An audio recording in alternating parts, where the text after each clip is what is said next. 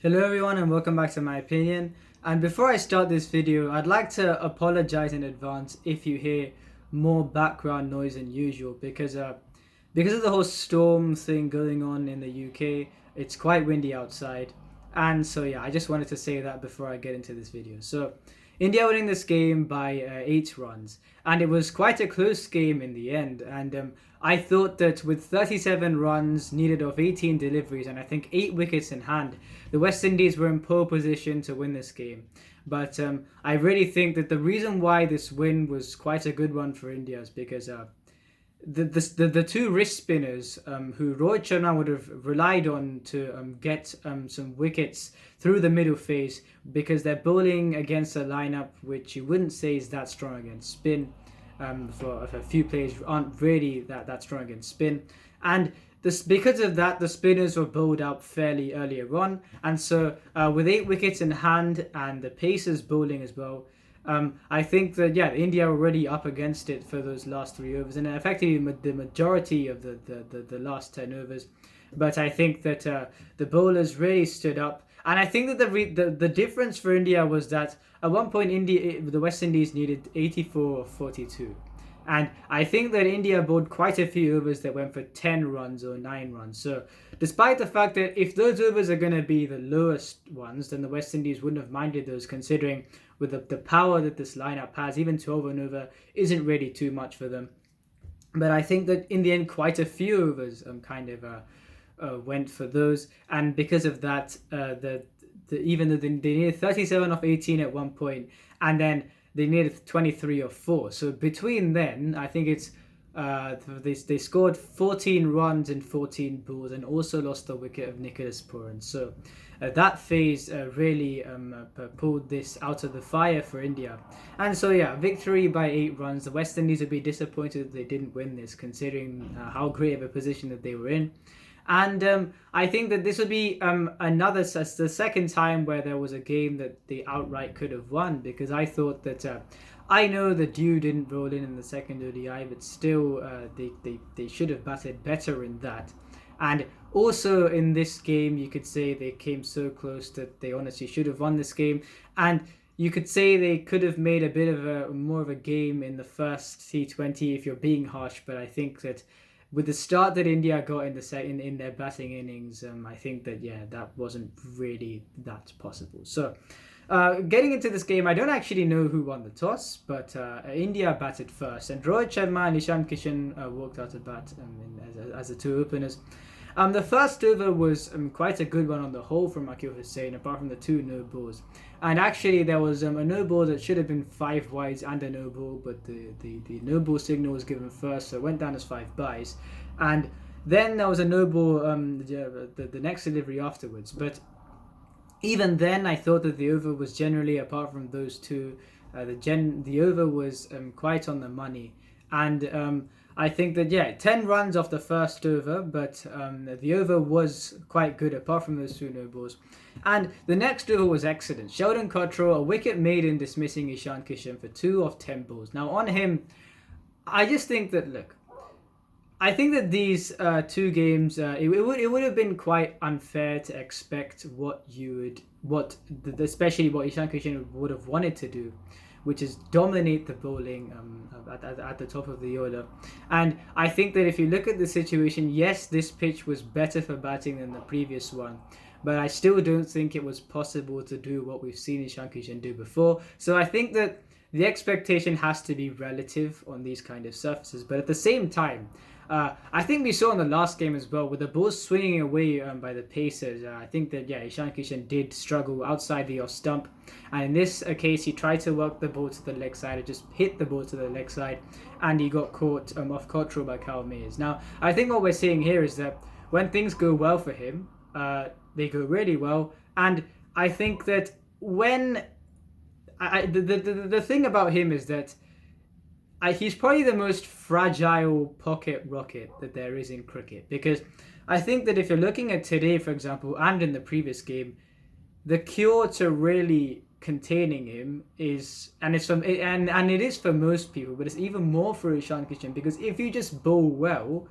you'll contain him. And what I mean, and when I say contain, it's 35 of 42 and 2 of 10. So containing by quite a bit. And I think that that is something which, of course, as I said, success, it should be relative on these kind of surfaces. The bowling was not easy to attack, and I didn't really expect him to attack this bowling at all. But I think the others around him showed that just working the ball around and in combination with the boundaries, they still managed to maintain good strike rates. And I think that certainly the thing that Ishan Kishan would want to work on is that when, let's say, pretend if the bowlers don't really get their lines and lengths right, and then he cashes in on that, then things go well for him.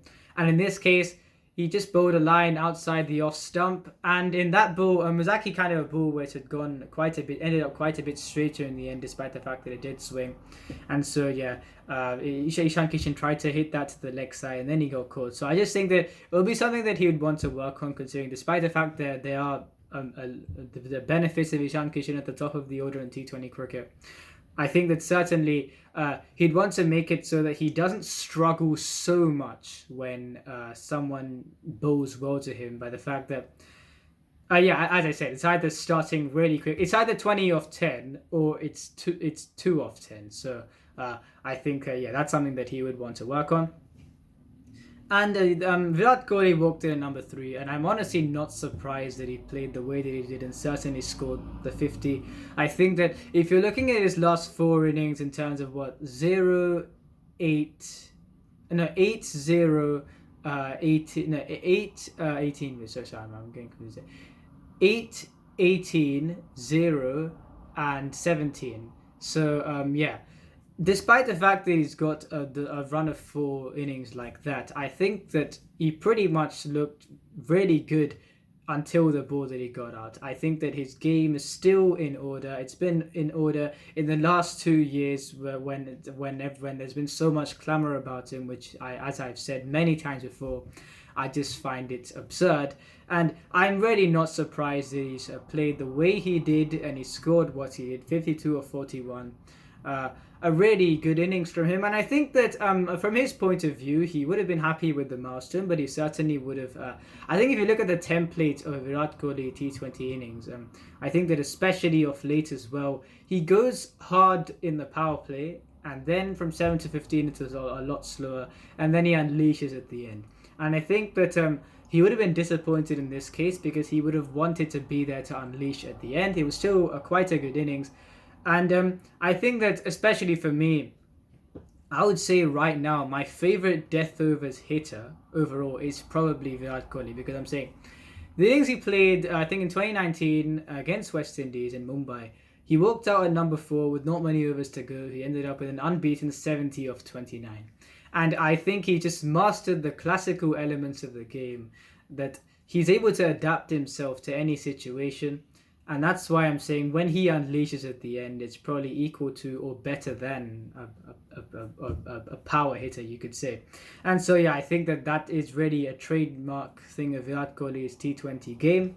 And it's been like that, especially, yeah, I'd say that in 2016, where he transcended, well, pretty much everything, you could say that he kind of went hard through the innings. But even then, there were some cases where he did play second fiddle. For example, in that when they both scored hundreds, him and De Villiers, he played the second fiddle through the middle phase while De Villiers was hitting. And you could say for that it was specific to that game, maybe, but I think that generally, especially if you look off late, he does go a bit slower from over 7 to 15, but he does like to, he definitely does unleash at the end. So he'd be a bit disappointed by that, but I'm not surprised at the quality of the innings, and I'm not surprised that he's got to this milestone. So yeah, a really good innings from Virat Kohli, and not surprised about that at all.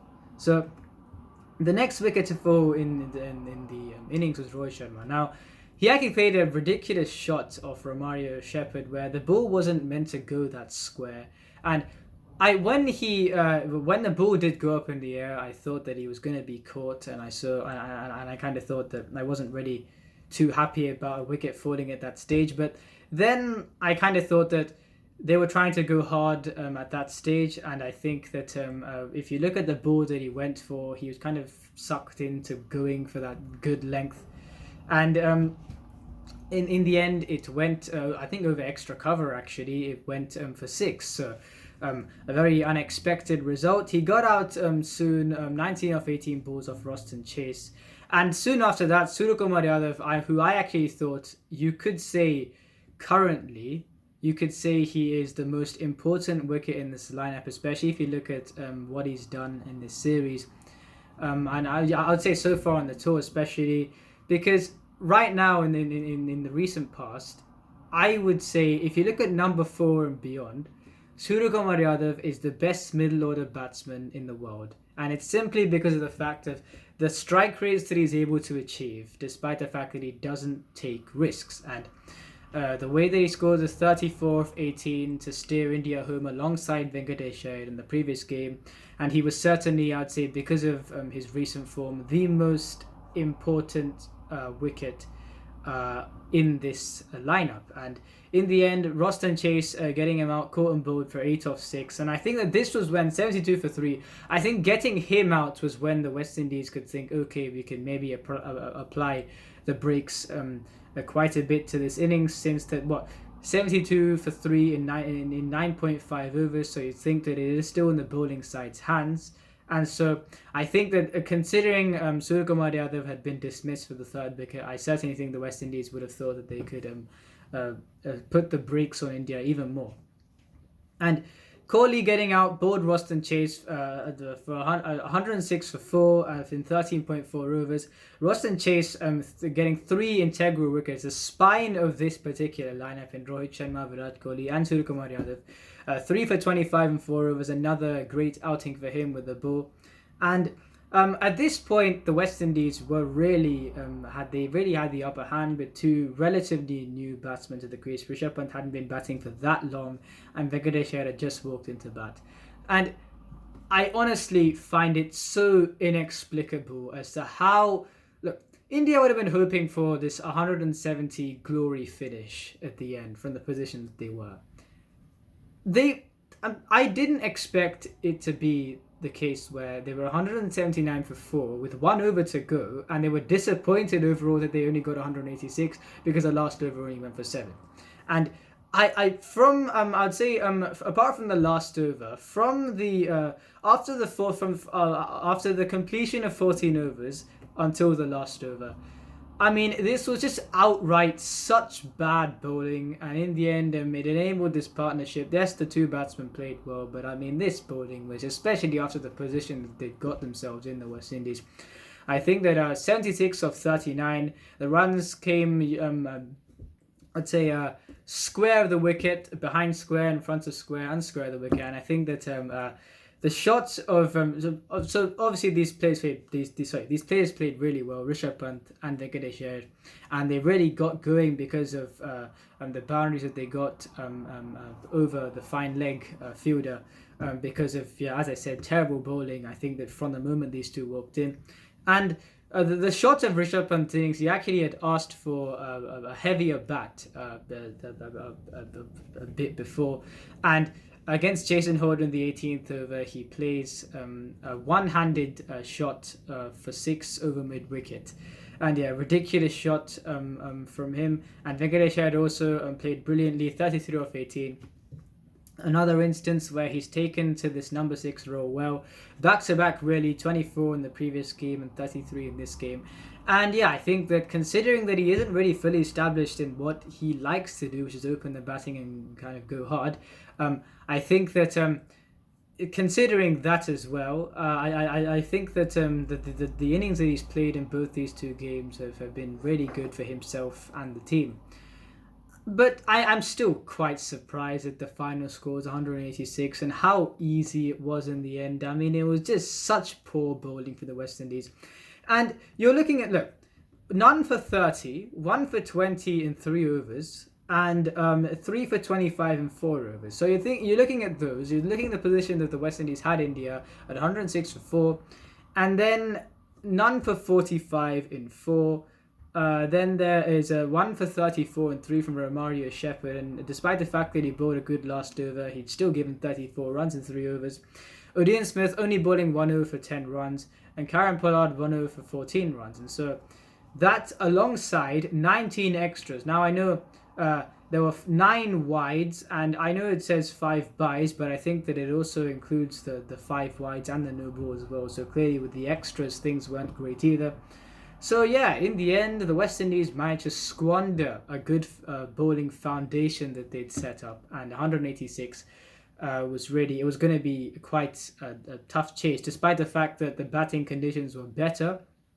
The West Indies still had to get a good start, and that is exactly what they couldn't do. And I say couldn't do because the bowling was quite good from India. I think that Bhuvneshwar Kumar and Deepak Chahar kept it tight with the new ball, and the first wicket fell on the 5.1, 1 for 34 with 5.1 overs, and it was off Kyle Mayers got caught on board off Chahal, another instance where he showed that like he is not the strongest against wrist spin. And I think that Brandon King's innings, he did struggle to get going, and he got out in the end. 59 the score was when he got out in 8.3 overs of Ravi Bishnoi.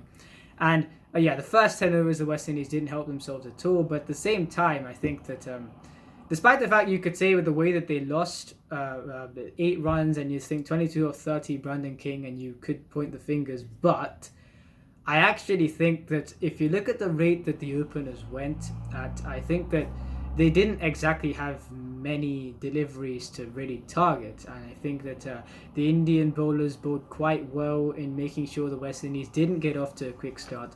Because of that, Brandon King did struggle, and yeah, he got out for 22 of 30 balls.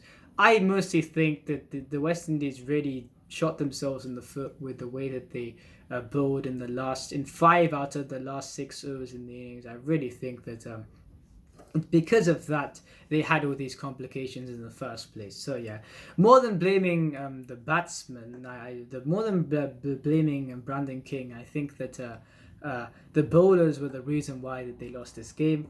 And the third wicket partnership was pretty much the innings, 100 runs of 60 balls, Nicholas Pooran and Rovman Powell. And a lot of this was kind of a fast recovery, and I think that certainly they were getting more and more confident. Both of these two are already in a great form in this format of the game, and I think that yes, certainly it was not easy for India towards the end to get the win, and for the majority of the last 10 overs of their innings, the West Indies were looking like they'd win this game.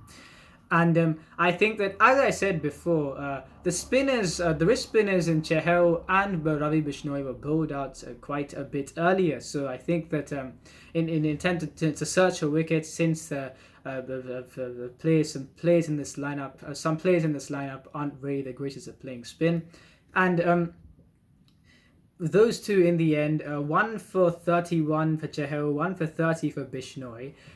You could say that yes, they are great bowling figures, especially with the score that India were defending, a wicket each for those players as well, for these bowlers as well. But also, I think that the fact that Pooran and Rovman Powell were still there when the Pacers were bowling at them, and especially Nicholas Pooran is also quite, he plays spin quite well as well. But I think that India would have been looking to get those. The fact is, because those two played the way that they did, the spinners were bowled out before potentially Karen Pollard could walk in, and so with the power hitters that the West Indies had to come, the game was certainly in their hands. And I think that, as I said before, the Pacers, when they needed 84 or 42 balls, they bowled overs that went for 10 or 9. So still, if they're on the lower side, you think the West Indies would still compensate, but they didn't get that over to compensate. And honestly, because of that, 37 of 18 balls with 8 wickets left, but yet 14 runs of the next 14 balls and 1 wicket falling there as well. Yeah, I really think that the Indian seamers stepped up in this game, and I think that when it was looking at the West Indies would win it, yeah, I think that those 14 balls really turned the game around. And Bhuvneshwar Kumar, 1 for 29 and 4. I thought once again a great performance from him. And if you're looking at his the 2 home T20 series that he's played against New Zealand and also against the West Indies here, he's had great outings, and yeah, I'm really happy that he is that he's bowling well. And the thing is, I didn't think that he was really. I didn't really think it was a form thing at all. And that's the reason why, even when he had those, especially the second ODI, the bad game against South Africa, I still thought that he was finding his feet after injury. And actually, Murali Kartik, I think, asked him, how is your, I think it's on the lines of, is your body feeling good after bowling? And he said that right now, he said, quote, it's good, touch wood. So I think that he definitely did bowl very well in this game, and he's been bowling well in both the T20 International Series against New Zealand and the West Indies. And I didn't really think this was a form thing. I just thought it was the precarious nature of his injury situation. And yeah, I'm not surprised that he bowled well in this game. And Deepak Chahar, I know he was quite expensive in the end, but I think that honestly, if you're looking at the bowling combination for the T20 World Cup, let's say, I actually didn't think of this before, but you could have Bhuvneshwar Kumar, Deepak Chahar, and Jasprit Bumrah. So what that will do is you've got an apt power play combination, Bhuvneshwar Kumar and Deepak Chahar, who give nothing away. Bumrah could be used in the middle overs or the death overs as well, the middle overs and the death overs. And you've got the spinners in Chahal and Bishnoi. When Ashwin comes back into the team when he isn't injured, it'll be interesting to see whether these two play, Chahal and Bishnoi play in the same team, or whether they kind of think to play Ashwin. I think he'll certainly be competing for one of these two spinners to be in the team. And I think that in this series, however, Bishnoi and Chahal have had a great time in these first two games. And I really think that you could either put those three seamers in Bhuvneshwar Kumar, Deepak Chahar and Jasprit Bumrah, or what you could do is you could put Bhuvneshwar Kumar, Jasprit Bumrah and Avesh Khan. Now I think that also the death bowling front will be sorted there as well. So if you want to bowl Bumrah in the power play, you could do that. And I know Harshal Patel is in the team as well, and I think that if you're looking at this pitch, it was slightly better for batting, and I think that this was the pitch where, if you look at him bowling in international T20 cricket, this was the first pitch where he couldn't really rely on bowling the slow stuff as much. And I think that, in the end, none for 46 in his four. Yes, he bowled, I think the 9-run over that he bowled, I think in his third over, was quite a crucial one, but none for 46 in 4 overs. And I think that he certainly, you could say that this would have been a bit of an eye-opener to say that, a bit of kind of exposure to say this was a surface that he couldn't really rely on bowling slow stuff that much. He got hit for runs, especially at the end, but I think that this would definitely be a learning experience for him. Personally, the reason why I want to see them try out Avesh Khan is because I think that certainly, you can't be relying on slow balls all the time, and especially in Australia, I think that Avesh Khan, his bowling would, relying on the quicker stuff more, I think his bowling would certainly suit the conditions more. So I think that they should try out Avesh Khan, bowl him to death and see how he does. And that's what I think. But I think that Harshal Patel, I certainly think he'll learn from this, and I think he brings a bit more versatility. And before, you saw quite some years back, he was relying on bowling quicker. Now he's relying on bowling cutters. And if he just kind of gets the mixture of the two, I think he did bowl a good Yorker as well in this game as well, where he bowled it slightly quicker. So if he gets the mixture of the two, it will help his bowling a lot. And I think that there'll be some competition there in terms of who alongside Bumrah, and I think Bhuvneshwar Kumar, the third seamer slots, there will be some competition there. But for me, I think Deepak Chahar is right now, I think he's far ahead of the other two. And that is this game, and I really think, as I said, the West Indies would have been disappointed that they didn't win this game.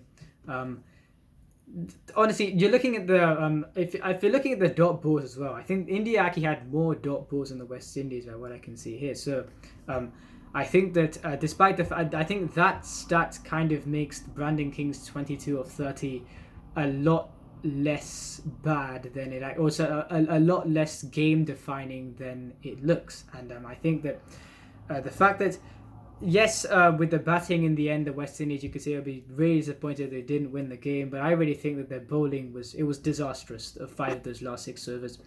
And I just think that I don't know how it went from bowling well up till the end of the 14th over, and then just completely It was almost as if they had no momentum from the previous overs, the next 5 overs. So yeah, a disappointing outing in bowling for the West Indies towards the end. And unlucky for them not to get over the line, but certainly Nicholas Puran and Rovman Powell played really well, and I'm sure both their IPO franchises will be really happy with that. So I'm saying that if you're looking at, I think SRH would be quite happy with Puran and Bhuvneshwar Kumar with a sustained form in the T20 format, and I think that it kind of shows why I think SRH, despite the fact that not many people are talking about them, I think that they'll be quite good contenders for the playoff spot. So yeah, that's just a bit on the IPL. And so yeah, on to the next game. And I really hope that the West Indies win the next game because, as I said, I probably did say this in the start of the video. I think that you wouldn't really want a team to lose all the games on the tour. And I really hope that the West Indies win the next game. And it's in a format that they are the strongest at in terms of, if you compare with all the other formats that they play in, this is the format that they are the strongest at. And I think that, let's see what they do in the next game. And I really hope that they win. If you enjoyed this video, please like and subscribe. And please share this video with your friends. And remember, this is my opinion. What's yours?